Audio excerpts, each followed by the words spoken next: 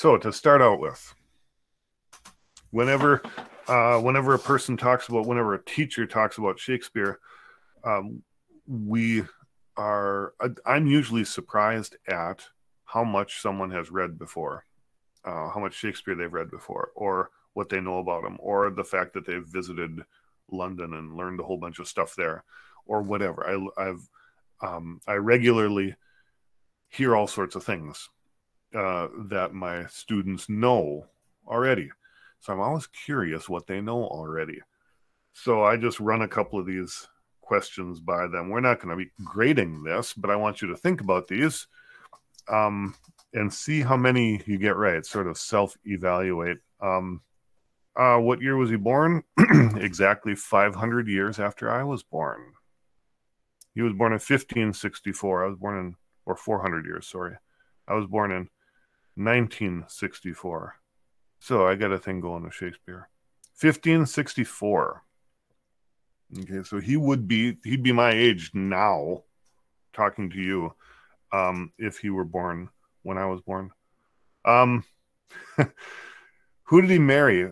He married that actress that was in The Devil Wore Prada. Um, so he married Anne Hathaway. However, the Anne Hathaway that he married was older, and then they had kids together and stuff. And it seems almost like it was not necessarily arranged, but it kind of seemed arranged. Hmm. Just because she was sort of beyond young getting married age, and so it may have been an agreement to, you know, to for this woman's family to have a man in it. They didn't have kids before they were married. There's some hints that they were getting pregnant before he was married. But number three, name of the town he was born, Stratford on Avon. Also the town he retired to. Number eight. Okay. How many sons did he have? He had one son and two daughters. Okay. And the thing is, his son's name, we're reading Hamlet. Um, his son's name was Hamnet, like an N instead of an L. Hamnet.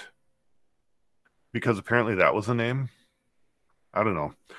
So, yeah, his son was named Hamnet, but he died very young. He died as a kid. So the two daughters were the only ones that had any that grew up at all, and their children all died. And so, um, I think he ended up with one grandchild who got married and then died childless. So there are no Shakespeare's descendants of his family. There may have been other siblings or cousins, but we don't know who they are. Um, where did he work the longest? The Globe. Okay, and the Globe. You'll see at the end of the presentation today. I got pictures of the new Globe. It's all rebuilt. It has been um, reestablished. It's not like they have the building and they rebuilt it. Like the cathedral in Paris. It's not like it was falling apart and they rebuilt it. They just have built one from scratch. So it's actually a completely modern building with electricity and bathrooms and everything. But it's designed after the look of the Globe. So it's kind of cool. I actually never got into it. I was in London, never got into the theater. I got into like the museum part. That was all. The acting company was the Lord Chamberlain's Men. Now, and then he changed it to the King's Men. Okay. And there are two dynamics going on here. One is the Lord Chamberlain's Men. Okay. Acting companies were sort of sponsored by somebody. It's like as if you were in a band and I don't know, Eddie Vedder or Eddie Van Halen's let's say Alex Van Halen because he's still alive. Somebody, Bono really liked your band, and so they just sort of gave you money to keep you going. Okay, or they wouldn't even have to be a musician. Maybe I don't know. Maybe some famous person some actor. Okay, you know, some actor would like your music, so they would give you a little bit of money to keep you going, like sponsor you. Okay, and you were obligated to some extent to sort of be there, do what they wanted to see. Okay. In this case, now, instead of the hypothetical, it's in this case, the different acting companies had sponsors. They had patrons who would help them cover their costs if they had problems, help sort of um, work for them if anything ever came up with the government. They'd lend their name, they'd lend some legitimacy to the acting company, which is good because acting companies at this time were sort of fly by night, not so much fly by night as in like they didn't know what they were doing. They were all very good. They were sort of a shady business. It was an entertainment business that was sort of on the shady side. It wasn't, it's like, if you think today of actors or athletes, people who have a skill, or singers, they have a skill that they make it big on. Maybe even they make it big when they're young. And people say, yeah, look at that. They don't even work that hard. All they do, they go and they play a game. They play baseball and they get paid $12 million. Jerks, right? There's that sort of shade that would be cast on. And it wasn't because of the money. It was because of the actual, what acting meant, which meant you were sort of changing your identity. You're always acting sneaky. You're being someone else all the time. It's just that it just creeped people out. Okay. And then you would write stories that were fake. And we've talked about that, how a fake story can't be true. And there were actually theological arguments about the fact that God writes stories. Humans don't write stories. It's actually a sin to do something like that. Now, that had been fading. But anyway, that legitimacy that a company, a theater would need, part of that was taken up by the fact that you would have a sponsor. Somebody important would sponsor you, if you were lucky. And their sponsor, the sponsor when he was, newer in the business, was the Lord Chamberlain. The heck is a Lord Chamberlain? The Lord Chamberlain is like the chief of staff of the king or queen, of the monarch. So the queen who's in charge at this time, which is actually number 7, Queen Elizabeth.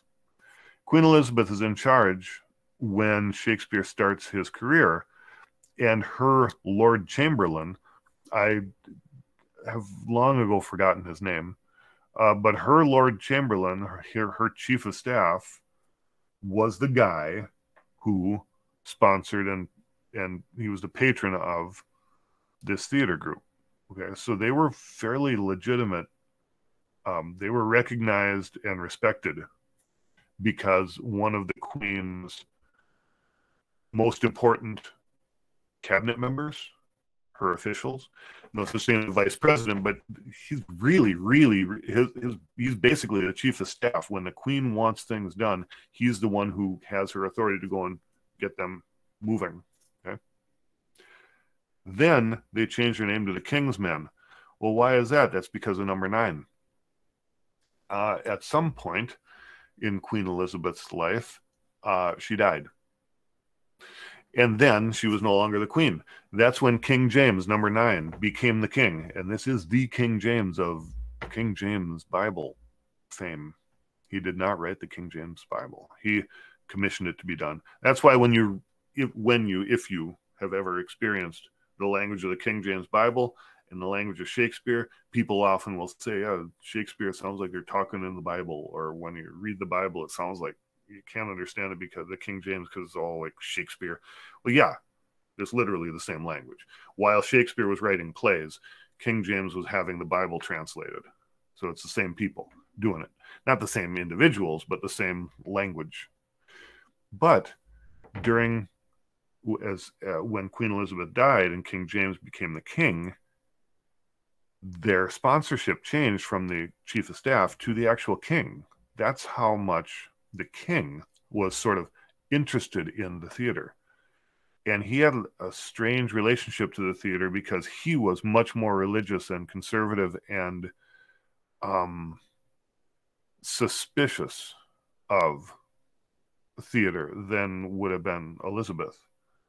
So some of the plays after he took over, you can almost hear the Shakespeare trying to kiss up to King James.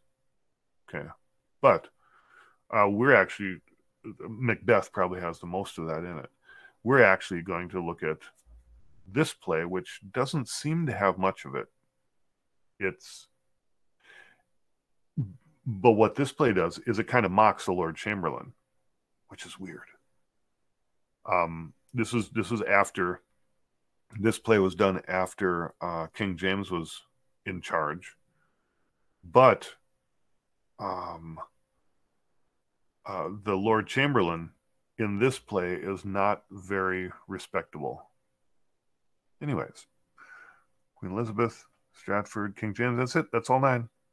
So look at that, how much you already know more than when you started, because now you can answer all 9. See, what I would do then is I would actually do the quiz again like tomorrow, and then it would be worth 9 points. But I'm not going to do that to you people. Maybe I should do that to you people. There may be a pop quiz on Monday. Who knows? We'll see. Long and short of it is, Shakespeare was lucky. Okay. There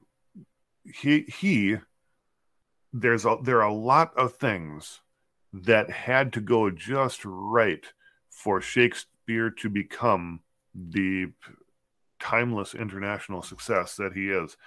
And the simple fact is, he's got he's an example of like overwhelming odds against him.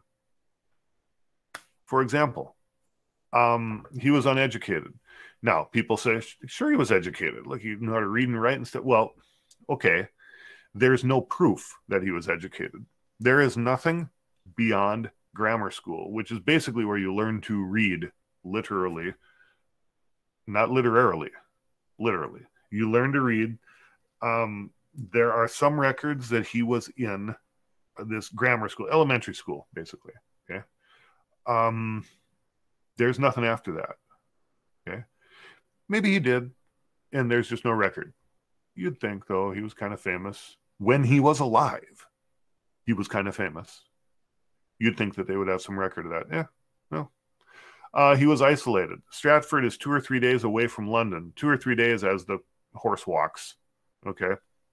Nowadays, you can hop on a bus from the center of London, go out there for a tour and come back if you wanted to. But it was 2 or 3 days away back then. And he was born and grew up in Stratford. And he got married in Stratford. And he had kids in Stratford before he moved to London. Okay? So it wasn't like he was getting involved in that industry in the theater while he was living in his hometown. Okay, traveling 2 or 3 days every once in a while to go to, no, it isn't like here. If I lived here and I was running downtown to be part of, I don't know, the Guthrie Theater for something, and just sort of doing it on the side. No, there was none of that. He was a ways away. And by the time he actually moved to London, he was already 21 to 23. We don't know, because there's no record of when he moved there. You'd think a famous dude moving to London, becoming big guy in the theater, everyone would say, yep, I remember when he came in and he did this, that, and the other thing. I was the guy who discovered him, or I was the guy who hired him, or I was the guy who served him coffee that one time at Starbucks before anyone ever knew him, you know, none of that. Zero.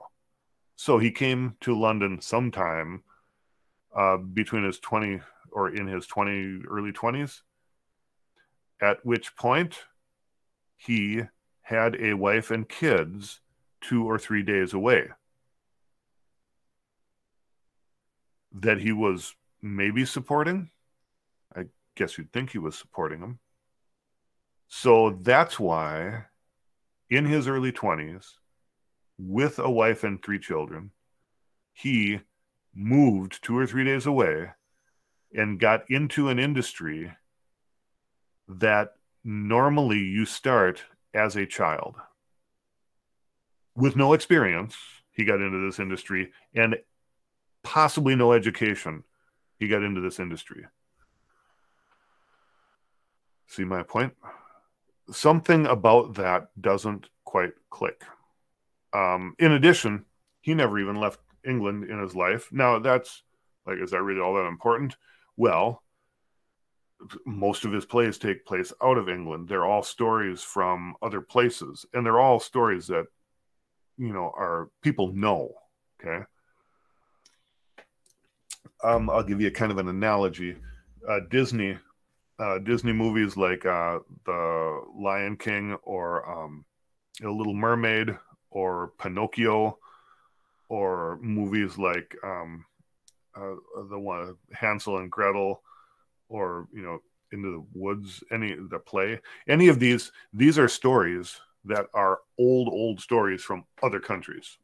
We just happen to know them because we have massive media systems where you got printed books, things like that. The Walt Disney Company, the guys would read old fairy tales and say, we can turn this into a story, right? Like Cinderella or Hansel and Gretel or whatever. Those are generally old German fairy tales. Little Mermaid is Danish, and the one with The Rock on the boat. I mean, Dwayne Johnson is the actor, the big guy. The island one. All of these, yeah. All of these are ancient stories that people know. But if Disney tells the story in such a way that they get it wrong, kind of like people complain about Mulan and people complain about the island one also, if they get it wrong, like, people know. Okay? Well, back then, people were traveling all over. And so he's writing about Italy. He's writing about Scotland. He's writing about France. He's writing more about Italy. He's writing about islands out in the Pacific, like shipwrecks on islands, things like that. And people accept this. Okay, just a little weird. Now, there are some people who sort of don't think he even exists. And I might sound that way, but I just think conspiracies can be fun. Not ones that I'm involved in, of course, nothing like that. But conspiracies about whether or not he really exists, and research into it and trying to figure out who else could have done it. It's kind of interesting and cute. And you can easily look up, if you look up something on the Google place that says Shakespeare conspiracy or no such thing as Shakespeare or something like that, you can find all you want. If we had hours and hours and hours, we'd watch a movie of it, like conspiracy movie, because they're fun. And it's quirky. But the long and short of it is, he was darn lucky to become who he was. If he actually became who he was. We're going to assume that he did become who he was, right? Just because we, the other part would be fun to mess with. But frankly, if he didn't write it, someone did. So let's just assume he wrote it. And there are mitigating factors here. Let's say he was lucky. Okay. It was the Renaissance. There was all sorts of new interest in drama and art the people started listening to and watching things, and even reading things that were unexpected from the past. The theater was becoming, well, that's coming up here, but that's part of it. Was the theater was becoming more acceptable and interesting, in part because it was the Renaissance. Normal people were beginning to get interested in fancier stuff. You know, your average normal person normally wouldn't read or see much in terms of art, but now that was starting to grow. Printing was becoming common. Printing had already been going on, but it was becoming common. So if you suddenly are writing things at this point, it's going to get recorded. Sort of like now, if I were to, if my father wanted to write a book talking about musicians that he thought were important, he would have had to write a book and somehow get it published. And I mean, that's a big deal. Okay. Nowadays, if I want to talk about musicians that I think are interesting, I can get on YouTube and I can just do a video. And suddenly I got people seeing it all over, right? That kind of quick access that's similar to what printing was back in Shakespeare's time. Rather than having people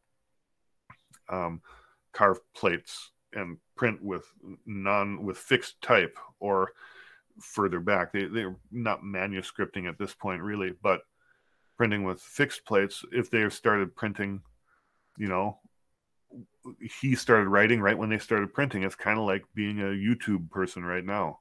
You know, you can become famous, you can become rich, if you're lucky, right? International travel is common. He didn't travel, but a lot of other people would have.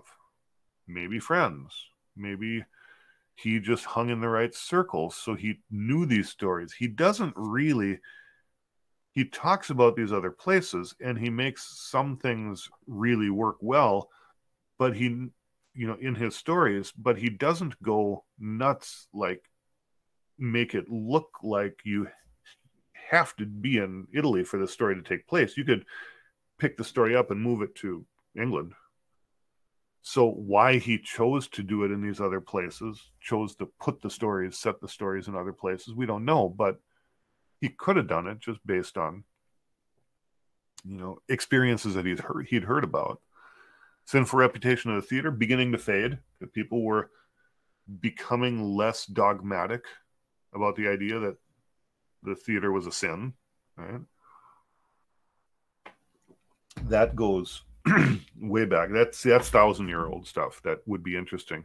Starting with Shakespeare going back, we could talk about what the theater started out as and what it became, but it's a longer course, so we won't do that. But the fact that the king and queen, the queen's, number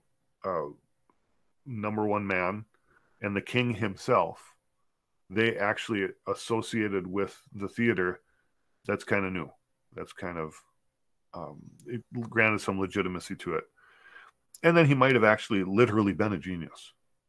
I mean, there's no reason for us to not expect that he was actually a genius. He could have been so good at what he did that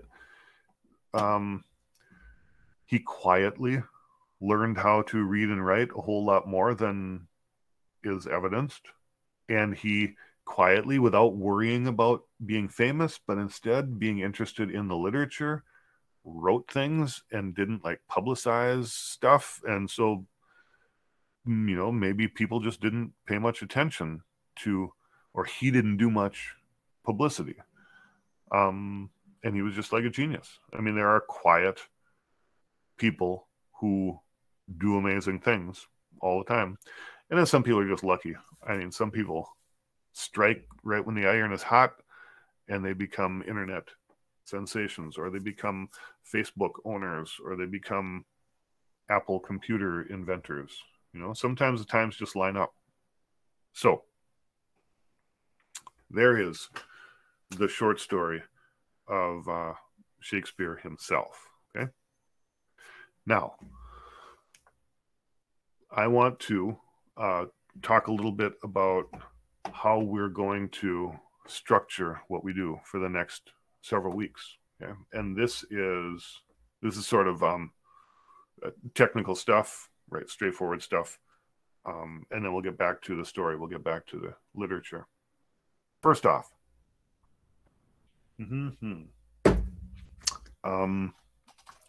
for this unit, we're going to use Notability on the iPad. Now,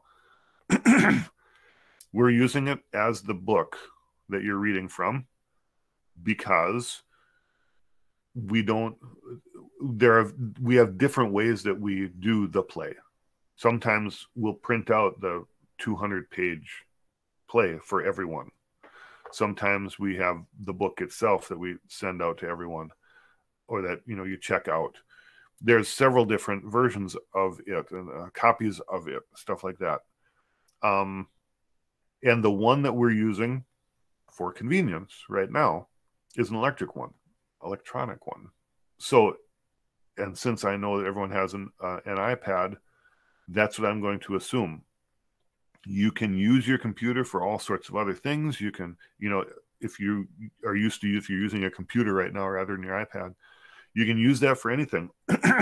Completing assignments, writing, whatever. You can even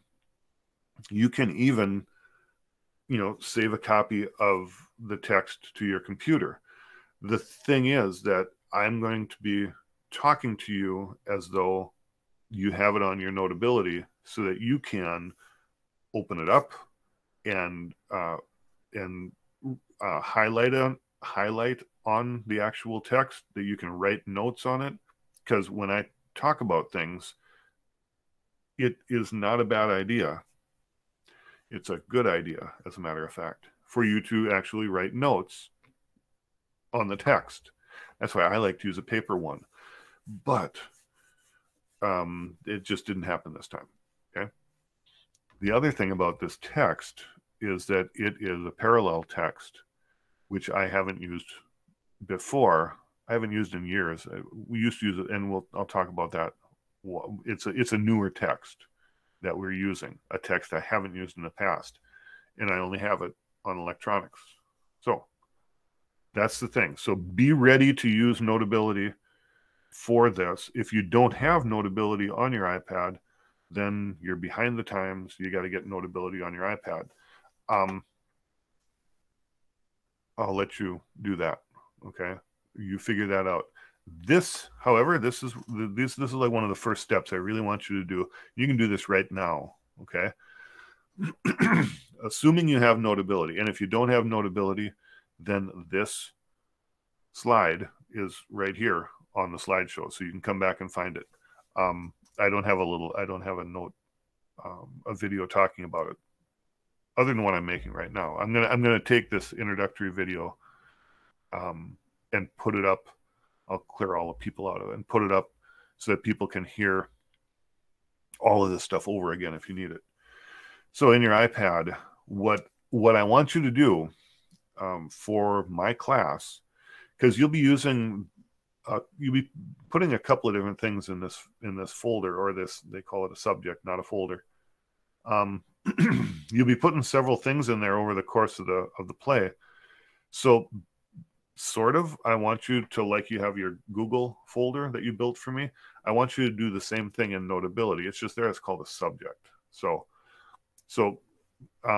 go into Notability, and I'm going to ask you to do it now while I'm chatting with you so that it gets done.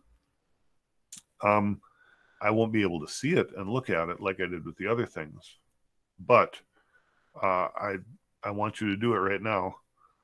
Go to Notability, and then you hit the plus thing, the plus sign, and you can create a subject.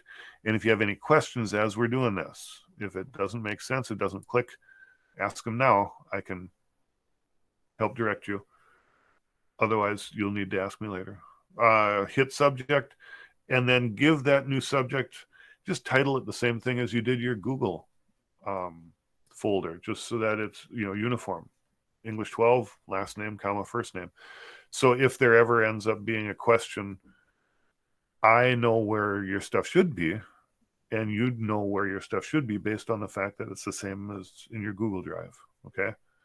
And then if it ever turns up that you and I are sitting there with your iPad, close at hand, I can actually go there. I can click us there too. Now, after you do that, after you build that subject, go to Schoology. And in Schoology, for this unit, there's a handful of things and in the folder, and I want to sort of go through and make sure we have everything in order here.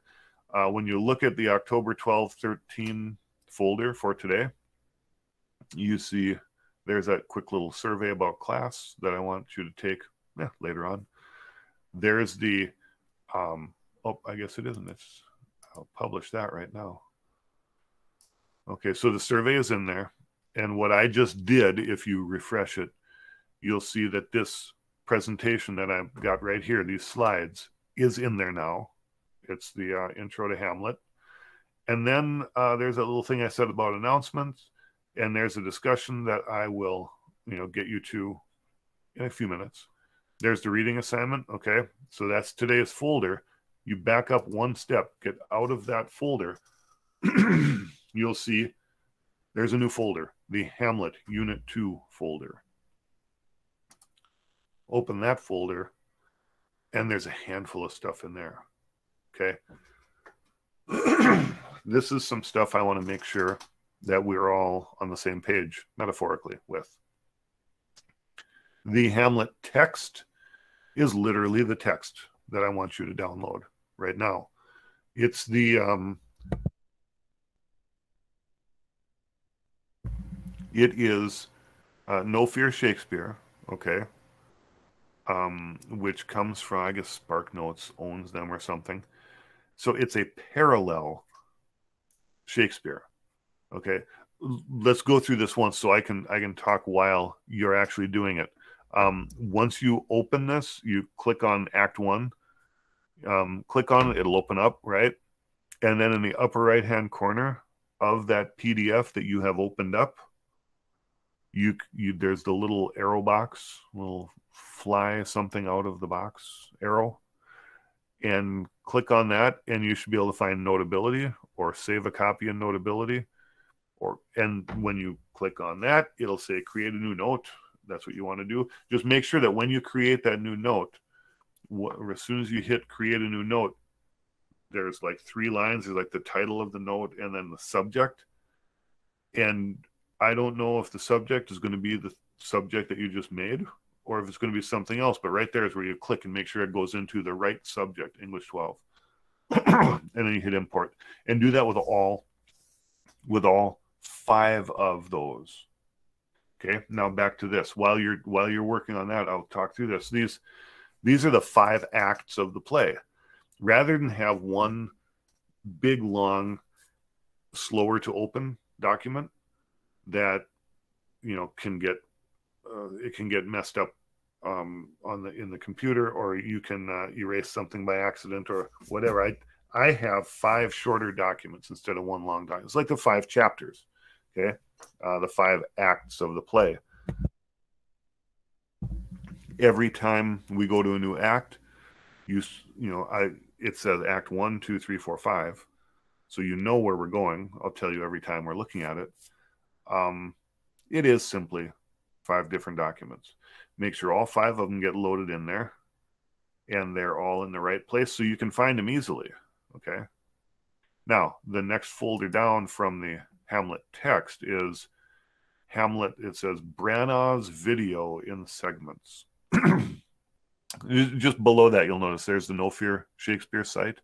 That's where, I don't think that's where we got this actual text, but it is the text that we have is something that they allow people to copy and use. So, but the No Fear Shakespeare study site is a place that has a parallel text, and they also have a graphic novel, like comic book text. So that's useful if you want to do that. But now Hamlet, Brannaugh's video in segments, that folder, if you open that, you see this big, long list of numbers and I's. I1, I2, I3, I4, 5, 2 I's. So, okay, well, this is, this is the play. Act 1, Roman numerals, Act 1, Act 2, Act 3 are I, and I. And then the next number is the scene.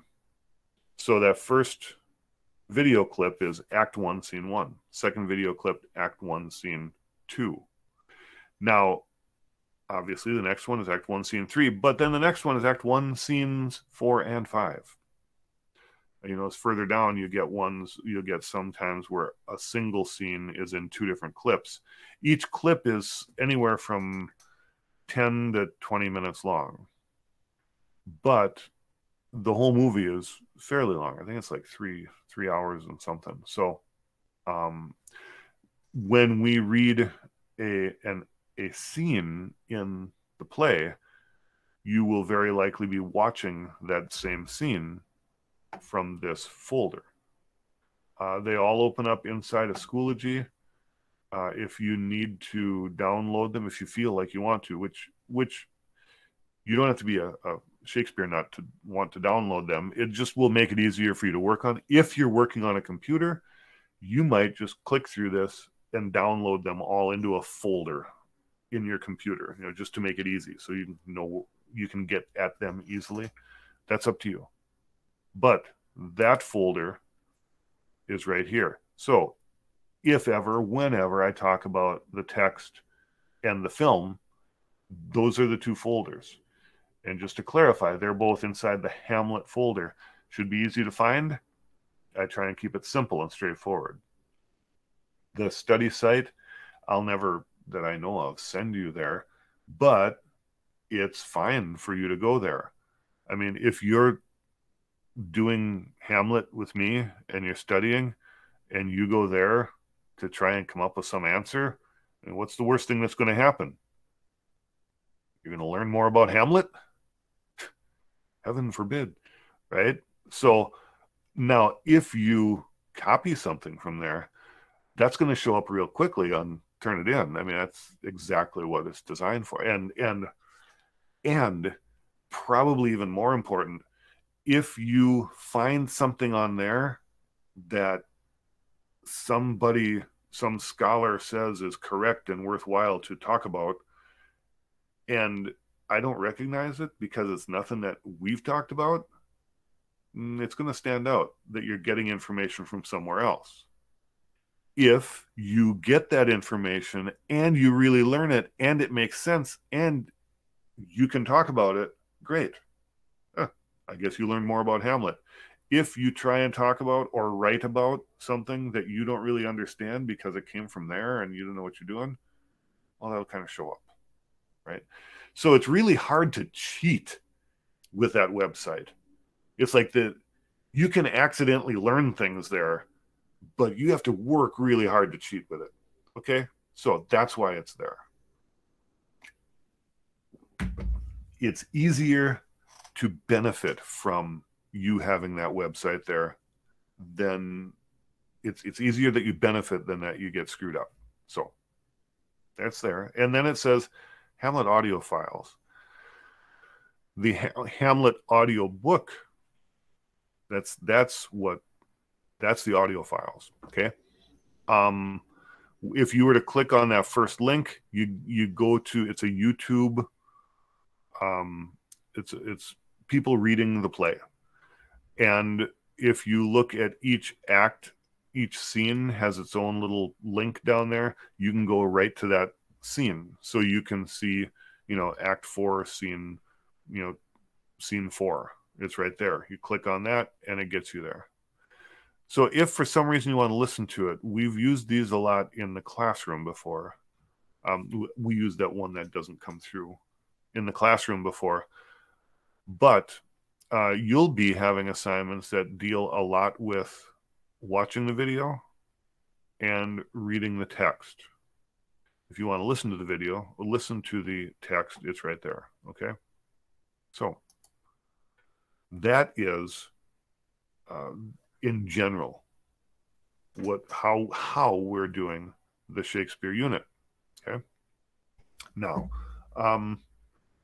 this text, it says here, it's a new text. It's parallel, which means it has Shakespeare's actual King James Bible language on one side, and then it has sort of modern English, American English on the other side. And you can read the modern text all you want when we have an assignment. Go ahead and read it. You'll understand it. That's fine. Whenever I talk about it, I'm going to talk about what's on the left. I'm going to talk about the original language. Okay.